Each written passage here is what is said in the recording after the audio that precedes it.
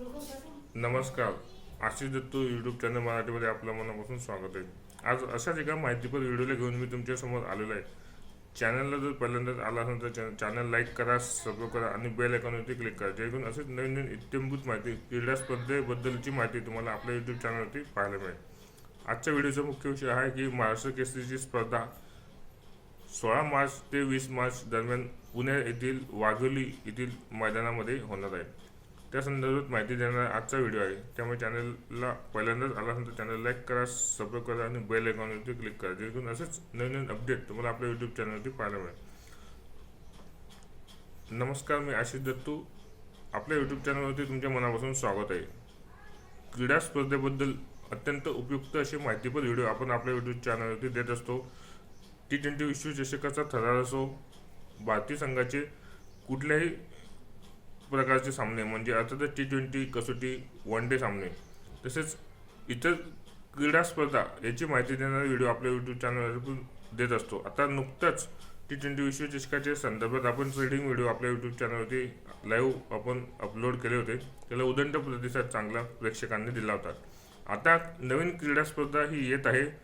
महाराष्ट्र राज्याची नामांकित अशी स्पर्धा म्हणजे महाराष्ट्र केसरी स्पर्धा.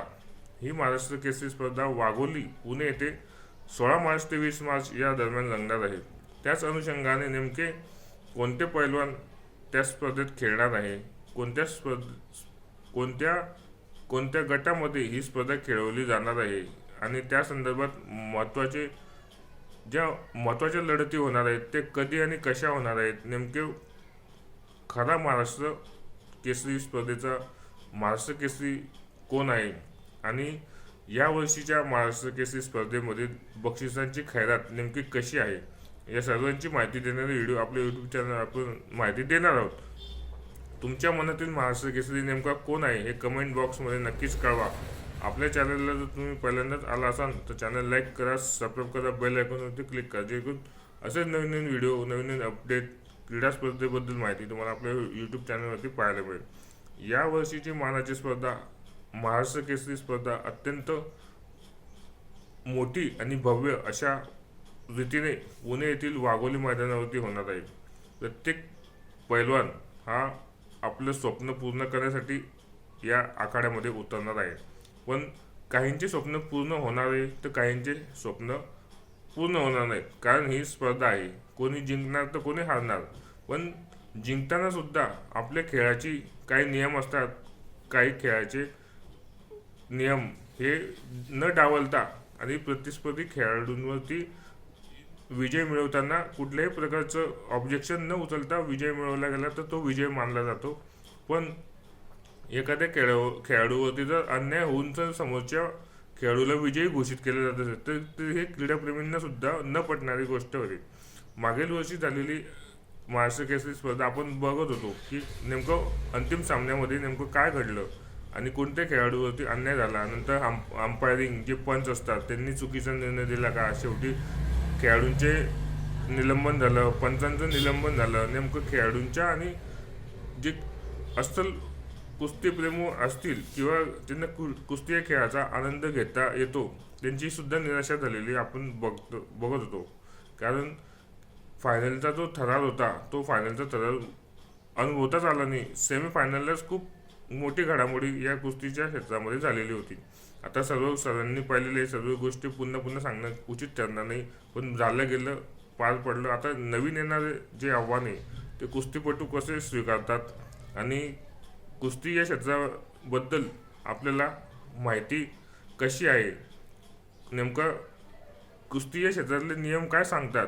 आपण जेव्हा एखाद्या खेळाडूवरती अन्याय होतो त्यावेळेस आपल्याला त्या पंचांनी निर्णय काय दिलेला आहे आणि त्याच अनुषंगाने आपण विचार करत असतो. पण ते निर्णय देण्यामागची पार्श्वभूमी आणि नेमकं पंचाचा निर्णय काय होता आणि ते नियम काय असतात हे आपल्याला माहिती नसतं. त्यामुळे कुठलीही प्रतिक्रिया देताना किंवा कोण जिंकलं कोण हारलं हे बघण्यात काही अर्थ नसतो त्या दृष्टीने. पण यावर्षीची स्पर्धा देखील चांगल्या रीतीने आणि मोठ्या भव्य आणि दिव्य स्वरूपात अशी पार पडणार आहे. नेमकं महाराष्ट्र केसरी कोण होणार हे अजून तरी सांगणं फार कठीण आहे, कारण महाराष्ट्र राज्यातील अनेक नामांकित मल्ल आहेत की जे महाराष्ट्र केसरी होण्यासाठी उत्सुक आहेत आणि यावर्षीची बक्षिसं पाहता तर कुणालाही वाटेल की आपण सुद्धा या स्पर्धेमध्ये उतरावं आणि महाराष्ट्र केसरीची गदा मिळावी. या महाराष्ट्र केसरीच्या गदासोबतच यावर्षी फॉर्च्युनर ही 45 लाखाची 4 व्हीलर गाडी बक्षीस स्वरूपात देण्यात येणार आहे. त्यामुळे या महाराष्ट्र केसरीला अनन्यसाधारण असं महत्त्व प्राप्त झालेलं आहे. नामांकित पैलवान जे आहेत ते सुद्धा उत्सुक आहेत की यावर्षी चांगली तयारी करून महाराष्ट्र केसरीची गदा आपण पुन्हा मिळवावी यांचं स्वप्न असतं.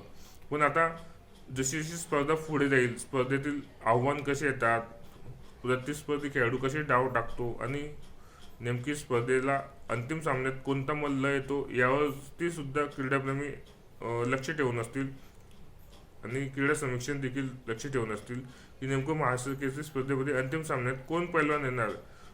सगळेच पैलवान तुल्यबळ असतात, सगळेच पैलवान हे चांगले घडलेले असतात, त्यांना चांगली शिक्षा कुस्तीची विद्या त्यांनी प्राप्त केलेली असते. पण नेमकं सेकंदामध्ये काही क्षणामध्ये डाव टाकताना कुठलाही विचार करताना त्यांना एकदम सेकंदावरती हा खेळ जमतो आणि हा खेळ तुम्हाला सांगण्यात वावगं ठरणार नाही. कुस्ती हा ताकदीचा खेळ नसून चातुर्याचा खेळ आहे. त्यामुळे ताकद कोणाची किती हे प्रत्यक्ष मैदानावरती पैलवानांना समजलेलं असतंच. पण नेमकं डाव कोणते टाकतो, कोणती रणनीती आखतो आणि कशा रीतीने समोरच्या पैलवानांना चितपट करतो हे पाहणं देखील रंजक ठरणार आहे. त्यामुळे महाराष्ट्र केसरी स्पर्धा यावर्षीची देखील चुरशीची होणार आहे. पण यावर्षीच्या महाराष्ट्र केसरी स्पर्धेमध्ये कुठल्याही प्रकारचं गालबोट लागू नये अशीच क्रीडाप्रेमींची अपेक्षा आहे.